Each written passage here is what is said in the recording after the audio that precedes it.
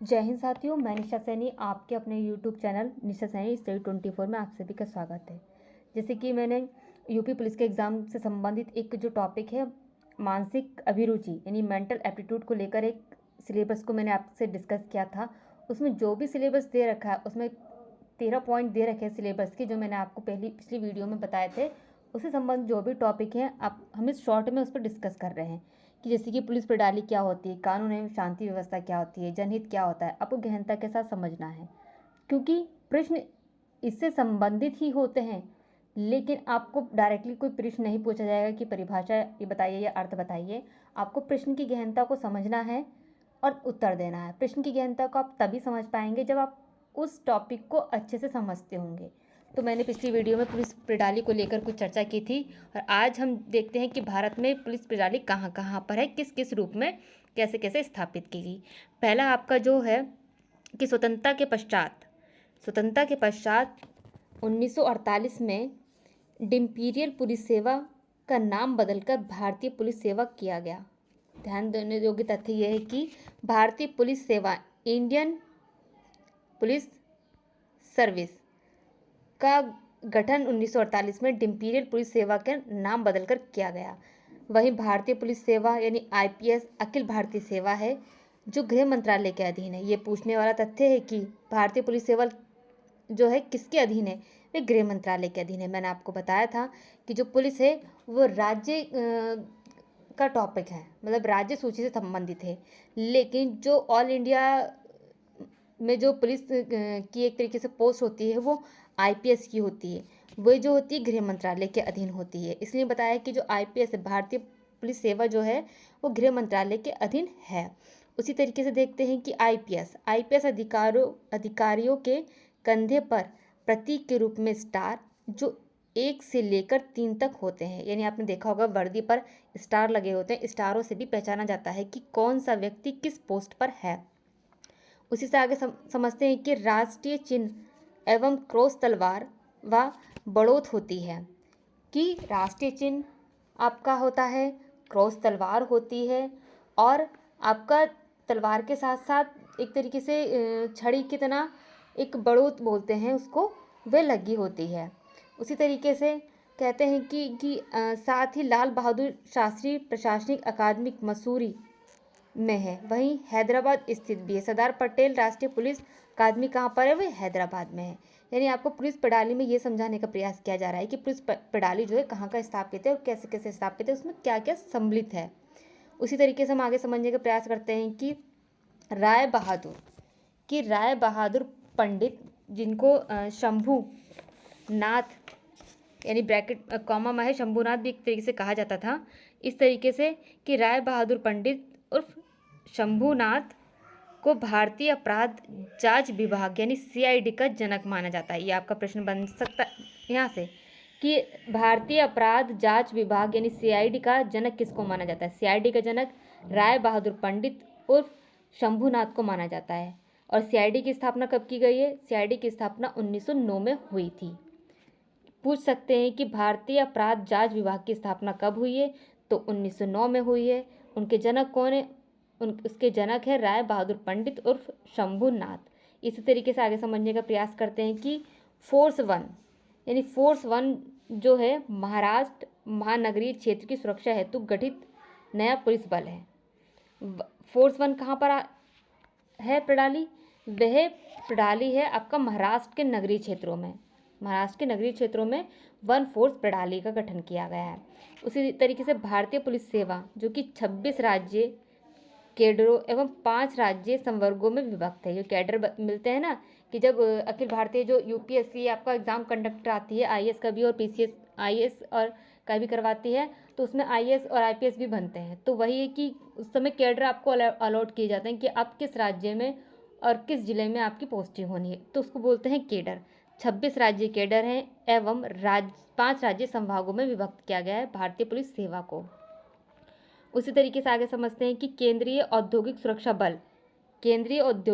बल सबसे पहले देखना है गठन कब हुआ, यानी सीआईएसएफ का गठन 1969 में हुआ। पहला तथ्य यह है आपको ध्यान देने योग्य कि सीआईएसएफ का गठन 1969 में किया गया और ये एक सरकारी एवं गैर सरकारी संवेदनशील संस्थाओं को सुरक्षा प्रदान करता है। CISF क्या है? सरकारी यानी गवर्नमेंट यानी नॉन गवर्नमेंट संवेदनशील स्थानों को सुरक्षा प्रदान करता है। जैसे कि आपने देखा होगा कि मेट्रो स्टेशन जाते हैं या फिर और कहीं भीड़ वाले इलाके में जाते हैं, ज़्यादातर जो संवेदनशील होते हैं तो वहाँ CISF के जो सिपाही होते हैं वह तैनात किए जाते हैं।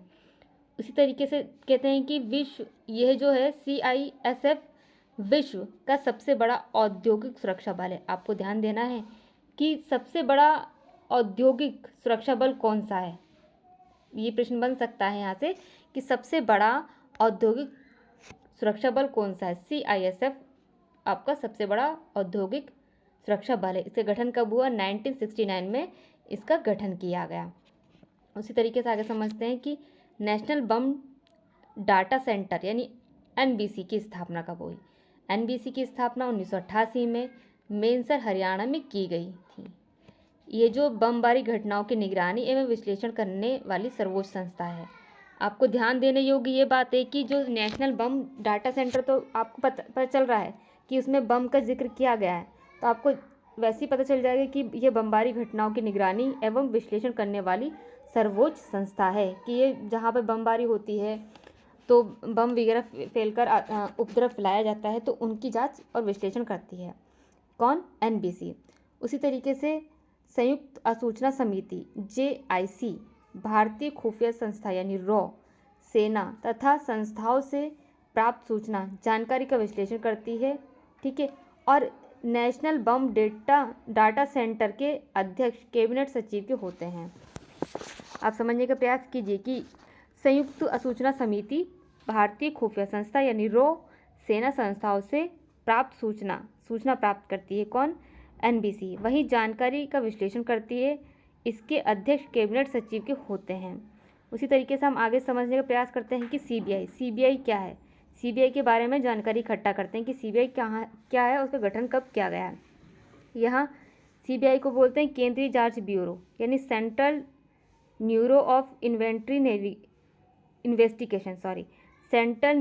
इन्वेस्टिगेशन यानी CBI का गठन दिल्ली पुलिस विशेष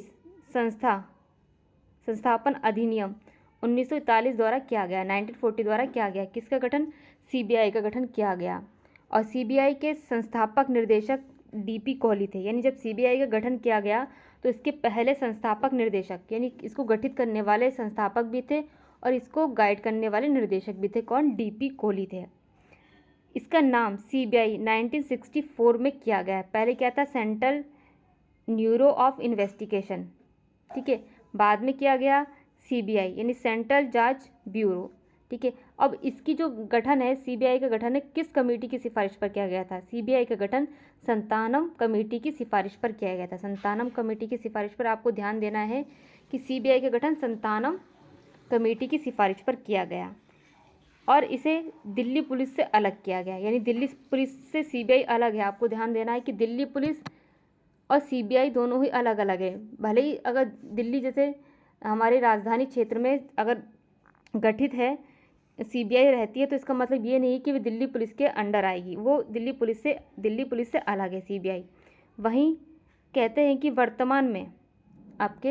वर्तमान में ये कार्मिक शिकायत एवं पेंशन मंत्रालय के अंतर्गत आती है। पूर्व में ये गृह मंत्रालय के अधीन थी। जो CBI है आपकी किस मंत्रालय के अधीन है? आपके किस मंत्रालय के अधीन है? कार्मिक शिकायत एवं पेंशन मंत्रालय के अधीन है।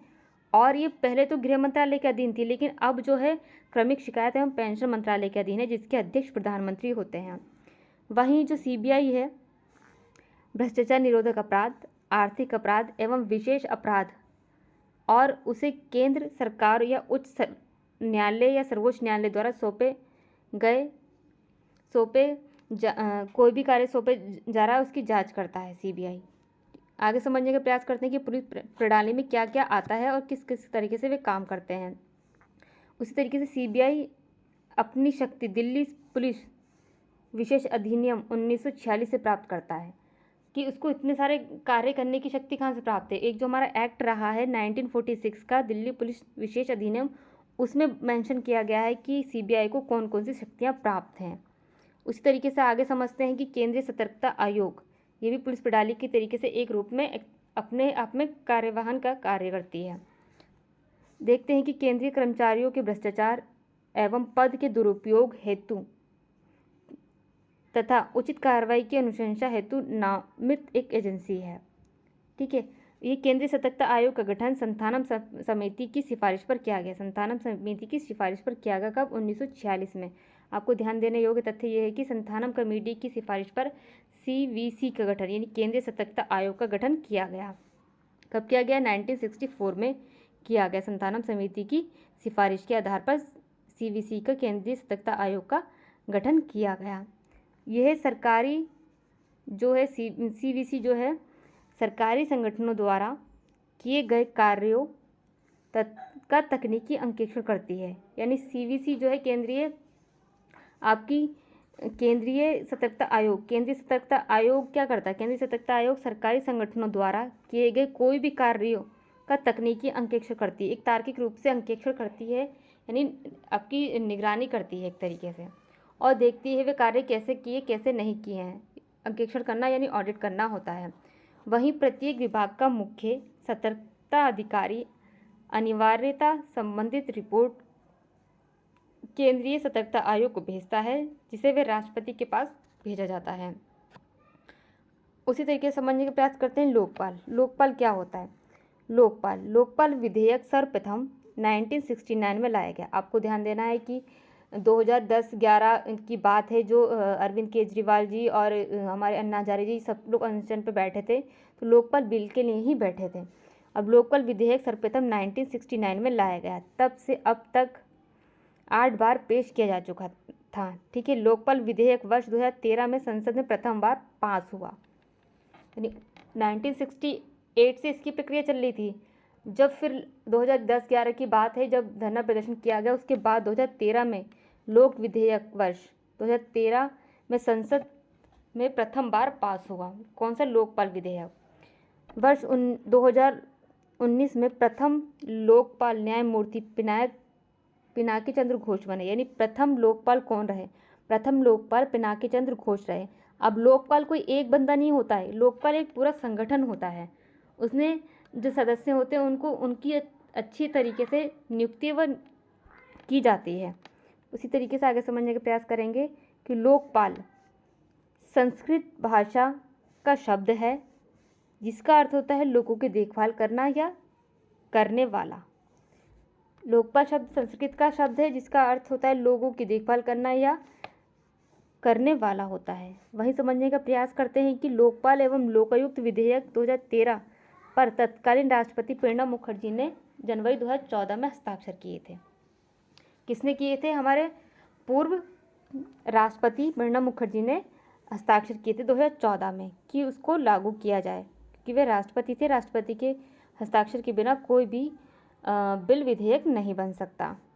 उसी तरीके से लोकपाल के पास सरकारी कर्मचारियों से जुड़े भ्रष्टाचार के मामलों में उनके निलंबन, तबादला आदि अधिकार हैं।